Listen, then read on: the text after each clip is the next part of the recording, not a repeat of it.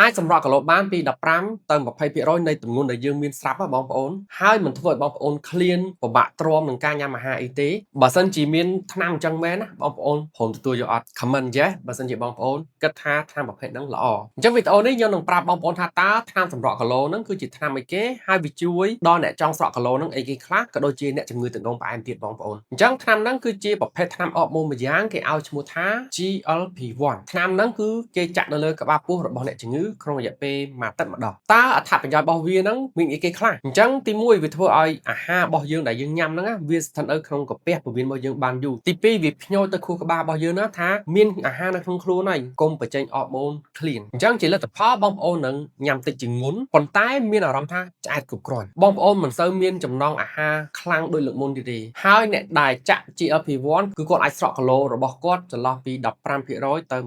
20%នៃគីឡូដែលគាត់មានអាស្រ័យទៅលើការញ៉ាំនិងការផ្លាស់ប្ដូររបៀបរស់នៅរបស់អ្នកជំងឺម្នាក់សម្រាប់អ្នកជំងឺទឹកនោមផ្អែមវិញវាមានអត្ថប្រយោជន៍ដូចជាធ្វើឲ្យស្កររបស់អ្នកជំងឺហ្នឹងធ្លាក់មកនៅទាបជួយឲ្យរាងកាយរបស់យើងហ្នឹងបញ្ចេញអាំងសាលីនបានច្រើនជាងមុនធ្វើឲ្យជាស្ករក្នុងឈាមមានលំនឹងហើយបងប្អូនក៏កាត់បន្ថយនៃការចាក់អាំងសាលីនឬក៏ការលេបថ្នាំជំងឺទឹកនោមផ្អែមឯដែរមួយទៀតវាក៏ជួយកាត់បន្ថយការបញ្ចេញស្ករពីខាងថ្លើមថែមទៀតចុងក្រោយគឺវាកាត់បន្ថយ hemoglobin A1C ឲ្យនៅក្នុងកម្រិតទាបប៉ុន្តែមិនឲ្យស្ករហ្នឹងវាចុះទាបពេកធ្វើឲ្យអ្នកជំងឺមានបញ្ហាទេបងប្អូនល្អអញ្ចឹងតើវាមានផលវិបាកអីអត់បងប្អូនមានថ្នាំហ្នឹងគឺមានផលវិបាកបងប្អូនហើយក៏មិនមែនគ្រប់គ្នាអាចចាក់វាបានដែរទី1គឺមានការក្អួតចង្អោរមានការរាកមានការក្តៀនពេលខ្លះមានអារម្មណ៍ថាឆ្អែតរហូតអត់មានអារម្មណ៍ថាចង់ញ៉ាំអាហារអញ្ចឹងពេលខ្លះពិបាកសម្រាប់ឲ្យអ្នកជំងឺវិញព្រោះអីគាត់អត់ញ៉ាំបាយយូរពេកគាត់ភ័យអញ្ចឹងគាត់ចង់ញ៉ាំខ្លះតមខ្លះអញ្ចឹងណាបងប្អូនតើអ្នកណាខ្លះដែលមិនអាចទទួលយកការចាក់ថ្នាំអបម៉ូននឹងបានអញ្ចឹងទី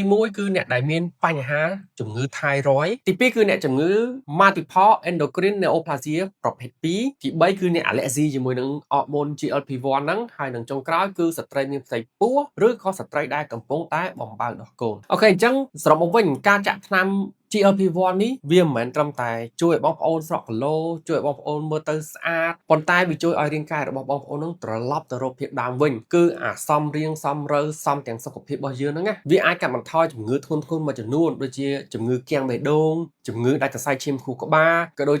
ជាស្កររបស់បងប្អូននៅបានថេអញ្ចឹងសុខភាពយើងល្អបានយូរអញ្ចឹងសម្រាប់បងប្អូនដែលចង់ចាក់ថ្នាំ GLP-1 នេះបងប្អូនអាចប្រឹក្សាជាមួយខ្ញុំបានតាមរយៈការឆាតចូល Page ឬក៏ Telegram ដែលខ្ញុំបានដាក់ link នៅខាងលើអញ្ចឹងការប្រឹក្សានេះខ្ញុំនឹងប្រាប់បងប្អូនថាតើ GLP-1 ហ្នឹងវាល្អសម្រាប់បងប្អូនអត់ហើយបងប្អូនគួរតែទទួលយកការចាក់ហ្នឹងឬក៏អត់